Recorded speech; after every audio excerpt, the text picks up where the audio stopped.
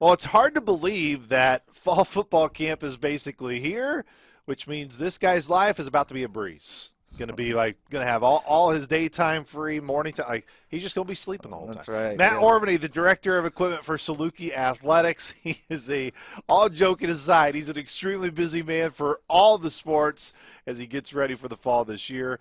Matt, appreciate the time, man. I know we're going to jump into a lot of different conversations here with you, but all right, how do you feel? I know we're right on the cusp of everybody being back. I say everybody being back, but the summertime, too, is still a pretty busy time for you. Yeah, I would say the summer is honestly the busiest time for me. But we feel good. You know, this is coming up my my third football season here, and you kind of just pick up on things that you can improve each summer, and you know, kind of just organization. That's key. I mean, we have boxes coming in every day from Under Armour. You know, it's probably the FedEx guy hates me. It's 40 boxes every day, and it's a fun time, but so a lot of organization, a lot of sorting, a lot of inventory, but yeah, coming up and just ready to get going, honestly. So when you think of everything that goes on, and I'm sure our fans in a way understand that there is a lot on your plate, but take us through like 4A football season, like we're about to go through with fall camp. When does really preparation start in getting ready for fall camp for you and your staff? When are days where you're like, okay, like this is when we got to start getting structured and ready for day number one? Yeah, I mean, honestly, it starts the same year. So we place all of our orders in. This is for every sport in October. So, which is really tough nowadays with the transfer portal and all that. But you know, you start there just kind of with apparel, and then you know when things start coming in June and July. That's when we get going. So really, I like to summers in May and June. They're not as busy for me. So what I do is, you know, I'll have a couple student workers here over the summer. My one student worker, her name's Jenna. She's been the best. I mean, she's acted like a full-time assistant really for me, and she comes in every day ready to work, and I would hire her on the spot if I could, but she's you know, just not interested in equipment. But anyways.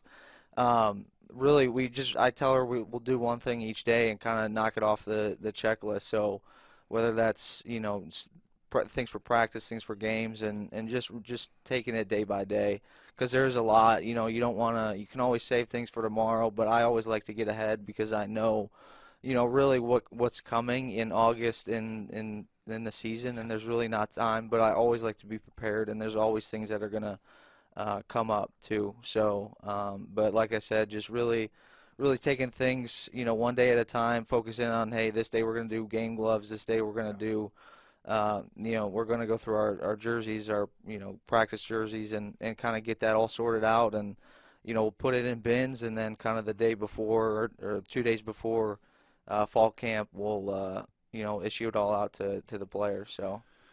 You can go through all the different areas, and as we said, we are going to hint on a lot of football and even a lot of basketball in our conversation, but you're director of equipment for everybody, as you mentioned. Yeah. So kind of describe the staff, what all help you have in terms of permanent staff that you'll have, but also how much you do rely on student work, student help, and how big that staff is when you go throughout the year. Yeah, so I was just able to hire my full-time assistant, Sam.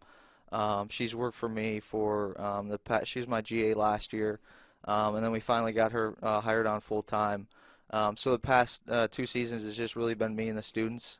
So that's been definitely tough when I go on the road for football. But so it's really going to be a breather, but it's also going to be an opportunity for me where I can kind of mold Sam into, you know, she's young, into equipment. She, you know, this is her first full-time job, and you know, it's really, I'm looking forward to it because I can kind of train her and kind of get to, you know, later down the line say, hey, you know, she came from my tree, essentially, you know. So that's really, that's my goal, is to, you know, put people in this industry, and, you know, she's interested and all in. So, but anyways, so Sam will be here. I have GA, Kiara.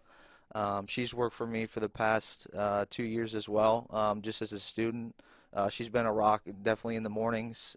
So it's really good to have her help. And then also, so student-wise, just really depends. So for football, we probably have about 8 students who work practices and games and do all that just for football. And then I'll have about 8 to 10 laundry managers. It just really depends on the year and everybody's class schedule. But just laundry is every day, and whether that's laundry for football, basketball, and any other team. But then they'll also help with whether that's making apparel or making loops for the different teams or anything like that. So they don't just do laundry. I'll have them do different tasks, but really like the students are really the lifeblood of the equipment room. We could not survive without them. I mean, that's for sure. It's just I couldn't. I mean, they make the job so much easier, and it's tough, but everyone that I've had is just real passionate. They love it here, and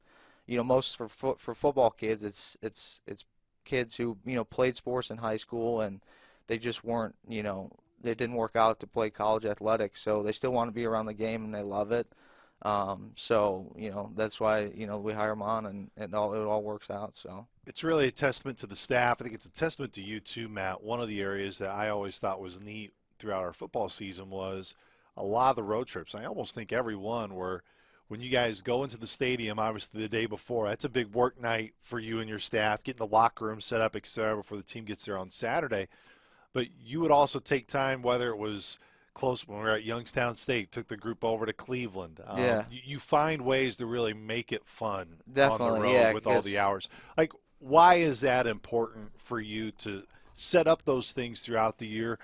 Because it is a ton of hours for your staff. There's a lot of things that are expected of them that aren't necessarily the flashiest of all tasks. Yeah, I mean, and it's a tough job, and it's and just like mine, it's really thankless, So I always want to remind them that they're appreciated, and also when we're able to have fun just a little bit, we're gonna definitely go and do that because it's tough. It's a grind, like August through December, and it's like I said, it's a grind. But you always want to, I always want to look to do one thing if we are able, if the schedule permits, just to kind of go explore that city, and because a lot, myself included, have not ever been. Sometimes these places we go, we might never go back. So you really want to just cherish that moment of that place and the surroundings, and kind of just take them through, and they also cherish it too. It's one of the best parts of being a student manager for football is the travel, and even though it is a ton of work and everything that we do, and it's a long day on Saturday, especially if we're playing at night. But yeah, so it's really good to do something like that. Add on to it. So let's say it is a night game.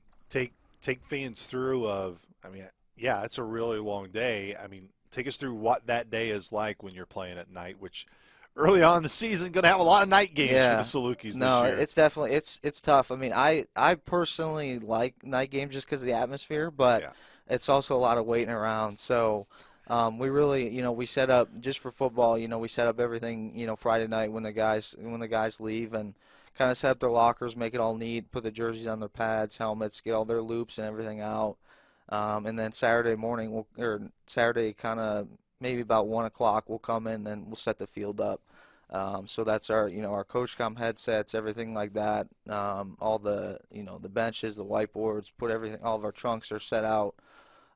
So really that's our field day, and then we kind of wait around. So it's not really, people kind of expect guys to show up at, 5 o'clock and the game's at 6. Guys are coming in, they're coming to the, the window, hey, can I get this or something like that. So it's a lot of that goes into it. But like I said, I try and keep the atmosphere fun, so we'll try and have a game or two on, in the equipment room, just kind of as background noise or something to watch while we're waiting. But we just wait until the warm-up start, and everybody goes out, and then we're rolling. But then it's kind of a long night. Then that's kind of when laundry starts, and after the game, like to get the jerseys going. So the night games are kind of suck for me because I know, like, laundry, I'll probably be there till 1 or 2 a.m.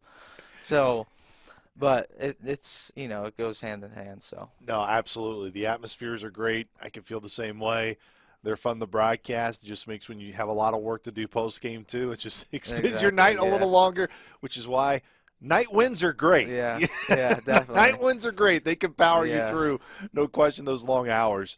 One of the other aspects, Matt, that I find that has to be a lot of fun for you, I know you take a lot of pride in it, is how our Salukis look. And I'm not even just talking about in terms of practice gear. You spend a lot of time in what the game day uniforms look like. We showcase what the new football uniforms look like. Last year, our fans really fell in love with the basketball uniforms, which I know you played a part in. It's kind of a, I guess, a blanket question a little bit that kind of encompasses a lot. But what is the jersey design process like for you? What do you kind of tap into creatively and tools that you use to find a way to say, this is kind of the look that we need to go to? Like, what all do you look at, whether it's going through old jerseys, seeing what old styles have done, trying to kind of navigate into what looks new? Take us through that process a little bit, what that's like for you. So it's a lot. I mean, really going sport by sport. For football, I like to do one little uh, throwback decal. I like to mix the decals up. Helmets are kind of like my favorite, and it's something where I do every Wednesday night, and I kind of just tune out, put the headphones on, and kind of go through all the helmets. I like to be I like to be perfect, and I'm a perfectionist in a sense, but. For uniforms, you really just want to, you work with each coach. But in a sense, in how we design them it's almost like the uniform builder, you're seeing now in the college football website or the video game. Yeah, team builder. Yeah, team builder, exactly. So it's you kind of just go by each piece, uniform or top, bottom, and you can just kind of design it how you want, and based on the color. But like I said, you really work with each coach, and I've been blessed to work with Coach Hill. He's one of the easiest coaches I've ever had to work for, and he's put the most trust in me, and he just says run with it. So I was really blessed to do that and kind of take on these new football jerseys. And last year it's with the basketball jerseys, you'll see a little. We're going to put in. We're going to add one more color this year, so which will be nice for fans to see. But you really, like I said, you really want to just work with each coach what they want and kind of shoot mock-ups back and forth of, hey, this is. But the designs start early. It's in October, and you got to order them in December, and then sometimes they may not get here in time, but we really do have a really great partnership with Under Armour and NBSN. It's one of the best, and I've never had any issues. But the biggest thing is now with football with the names and changing that. Yeah. It's kind of it's tough. It's a lot on me because especially with all these number changes and everything. But we'll order extra. What we do is we order extra letters and extra numbers, and we'll order just blank jerseys. So if we do have a last minute change or add, then I'll take it to my seamstress Susan, who's been awesome. Takes a lot off my plate, so I don't have to sew everything. But we'll take it to her, and she just sews it on, which is nice. But yeah, I mean it's really fun. It's a you can be really particular, and you really don't know how it's gonna to really look until it gets there. But a really long process. So It's kind of like asking a parent which one's your favorite child with this question I'm about to ask you, but which jersey design process have you enjoyed the most? Is there one that just, and any sort of meaning just for you of why maybe that one sticks out more than the other? yeah, I would say I definitely enjoy the blackout cancer uniforms, just because my brother passed away from cancer in 2015. So it was kind of it really hits home for me, and I love just kind of designing those uniforms, because I know, what all goes into it and the meaning to it. So I love those. I take the utmost pride in it, and it's something that when I see the product on the field, I kind of just remember him and do it through him. So. I would say those are pretty special, but honestly, just this most recent football jersey too. It was kind of me personally one of the first big football, besides the blackout ones, uniform that I could design here. So it'll definitely, I'll still have my touch on it. So it's definitely good to see. So. What's it like for you when you spend so much time? I can only imagine you've described the process of when it starts, of how many actual hours you put into the design process. And then there's the part of where you get to sit back and then see the guys' response. Yeah.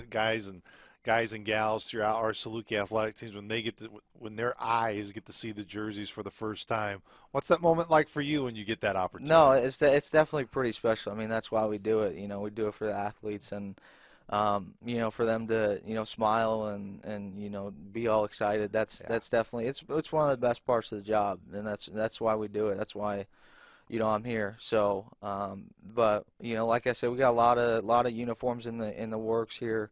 Volleyball got all three new Wow. sets. I know softball is in the process. They're still working on that. They're going to get all new sets. Soccer got some. It's really honestly the year of the uniform. Men's basketball home and away jersey is just going to look a little bit different, a little tweak to it, and then obviously adding that color, and that's pretty much it. I may be missing somebody. I can't really think, but I know one of the jerseys I really love is baseball's black dogs jerseys, yeah, with dogs spelled out on the yeah. front. How, maybe this is a silly question, but what are ways where you look at jerseys to emphasize other ways to say, obviously, Salukis or SIU or Southern, to say dogs for baseball? It's just a really sharp look. Like, is that, again, kind of falls back on what a coach wants, that relationship side of when you kind of meet down and say, hey, what are some things that you would like to see in your designs? Yeah, definitely what a coach would want, and also kind of what Michael Black allows us to do. Yeah. But definitely want to incorporate things like that as much as we can. Just it's a little different instead of Southern Illinois or whatever it may be, or Salukis or something like that. That's just the same thing I do with apparel. I like to switch it up with different logos and things like that. I just don't like to have the same Southern Illinois Salukis on it. I like to be different, and that's even if it's the same, you get the same T-shirt every, the 3 years. If you put a different logo on, the athletes don't know, so Yeah. it's like, it's something that, oh, this is, look at this shirt. It's all, it's just, even if it's a different logo, but the same shirt, it doesn't matter to them. So it's just something that, they get excited about, which I said is, kind of why we do it. So. No question, Matt. Well, I know Saluki fans are excited with our fall sports ramping up right now. Fall camp starting next week when we record this conversation. Appreciate the time, man. I know it's been a it's been a busy summer for you. It's going to be a busy couple months here for you when you get this thing rock and rolling. Yeah. But you know what's amazing? You have no gray hair. Yeah, Like that's right. like to me, I even like you can find a little bit of gray hair on That's me, but like right. for you, all the Yeah. stress, like Yeah. take pride in that, Matt That's Orbany. right. No Yeah, gray hair. We definitely. appreciate the time, man. All Good right, luck, definitely and man, it's appreciate going to it. be a fun year, no Yep, doubt. yep, awesome.